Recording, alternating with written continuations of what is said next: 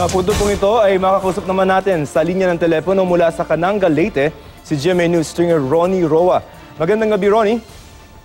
Yes, magandang gabi din sa iyo, Joseph. Okay. Sir, pakilarawan naman muna ngayon yung sitwasyon ngayon sa Cananga, Leyte. Ano yung mga pinsala na natamo ng bayan ng Cananga dahil dito sa lindol na ito kaninang hapon? Hindi pa natin nalilibot ang buong town ng Cananga, pero andito tayo sa isang building na nagtulak. May grocery ito sa ilalim at saka yung second floor ay naka-level na dito sa highway ng kalsada. Yeah, Ronnie, pwede bang i-describe mo kanina kung ano yung naramdaman niyo dyan kanina sa Leyte nang tumama yung lindol? Ako, napakalakas po, nahilo po tayo. Ang instinct po natin na isang reporter ay kunin agad yung gamit natin. Pero matagal po bago nakuha ko yung gamit ko. Tapos na yung lindol, yung aftershock na lang yung nakunan ko ng video. Okay, so yung una muna, ilang minuto, if you can count it, ilang minuto yung naging naranasan nyo na lindol muna dyan? Hindi ito umabot ng isang minuto, Joseph, pero napakalakas po, napakalakas. At saka yung tunog na parang dambuhalang bus na dumaraan sa tabi mo. Yun ang tunog na narinig ko kanina. Tapos ilan yung aftershocks na naranasan nyo after nung unang tama? Hindi ko na mabilang, ang dami po. Okay. Minsan na, hindi maabot ang isang minuto, may aftershock na naman po. Kailan yung pinakahuli? Hindi ko na naramdaman, Joseph, dahil nagbiyahe tayo from Ormoc City hanggang dito sa Cananga, Leyte. May mga report na may mga gumuhong gusali. Were you able to see some of those? At saka may mga residente ba na natrap because of that? Ito lang pong sa Cananga, Leyte yung nakapokus tayo. Hindi natin nalibot yung Ormoc City. Pero dito sa Cananga, sa ngayon, isa na po ang na-rescue. Kanina, 8:49 po, nakalabas na po yung isang natrap sa loob ng grocery. May 5 pa po sa loob, 2 dito yung mga bata. So 5 pa yung nasa loob nung umalis ka doon sa Cananga. May mga bata, sabi mo?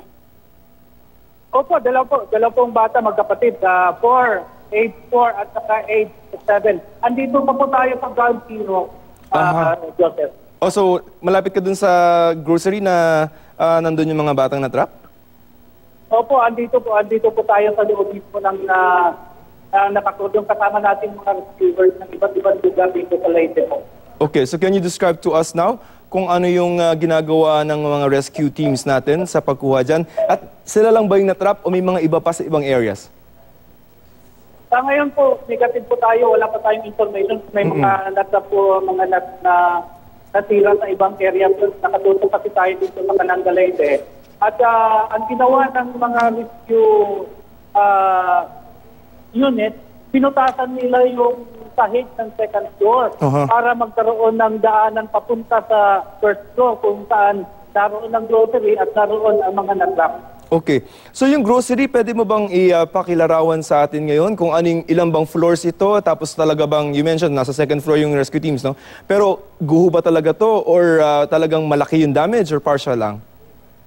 Malaki talaga, hindi na ito magagamit siguro, Joseph. Ang first floor, hindi na nakikita dahil parang magka-level na ngayon ang second floor dito sa kalsada na pinatatayuan natin.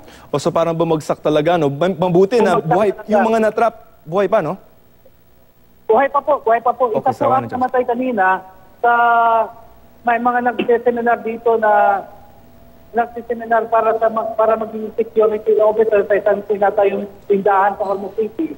Mga 4 beneficiary po yun. Isa po ang naipit na namatay ito at isa po ang injured na nasa hospital ngayon. Okay, so what you know so far is isa yung namatay. Would we know kung anong profile nito? Babae, lalaki, anong ilang taon? Ang 4 minutes. Tapos may isang, Ronnie, may... Joseph, yung casualty si Jerry Medivilla, 42 years old. Okay. Tapos yung isang na-rescue kanina, sabi mo kanina lamang, 8:49, ito yung kasama ng mga bata, no, doon sa grocery. Opo, yung si Nereta Superalip po. Nakalabas na po. Okay. Cashier po siya sa grocery. So Ronnie, may ongoing na operation yan, yung rescue operations as we speak, no? Yes po. Ongoing pa rin po. Okay. So so far ang ating data is isa yung na-rescue, may na-trap pa na 5, isa yung patay so far sa Kananga, tama? Opo. Ito may movement tayo. Pumapasok na ngayon na medical team. Ito may bata po. Kukuha tayong footage dito. Nagpapalakpakan ng tao dito. Okay. Nailabas na po yung bata. Siguro po ito yung 4 years old na bata na nailabas. Ito po ang 4 years old. Nakalabas na po. Ngayon lang po. Ito dumaan sa ating harapan. Dadalhin agad doon sa pinakamalapit na ospital. Okay, can you describe to us further, Ronnie, kung isa ito doon sa dalawa, no, nasa loob? Nasaan yung isa pa? Yes po. Isa po yun sa dalawang bata na nasa loob. Magkapatid po yun. Magkapatid. So, ngayon ay naialis na yung isa. Yung isa nasaan ngayon? Trap pa rin? Nasa loob pa rin po. Okay, so... Nakapasok na po yung mga... Ito na rin po ang isang bata. Ito, lumabas na lalaki. Ito ng lalaki. Ito yung 4. 7 po ang kanina babae. Ito na, nakalabas na po ang dalawang bata. Ayun, mabuti naman. Lalabas lang. So, pwede mo bang i-describe sa amin ngayon yung kalagayan ng dalawang bata? Parang nangihina, Joseph, dahil kulang talaga ng hangin sa loob. Nangihina. Ayun, itinakbo na agad sa pinakamalapit na hospital. Okay. Ang dami pong naka-standby dito na medic.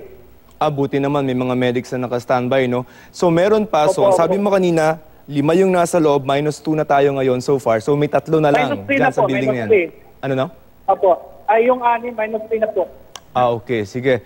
Mabuti naman at ligtas yung dalawang batang yan. Maraming salamat sa panahon mo. Ronnie Roa, Gemini Stringer po, mula sa Kananga, sa Leyte.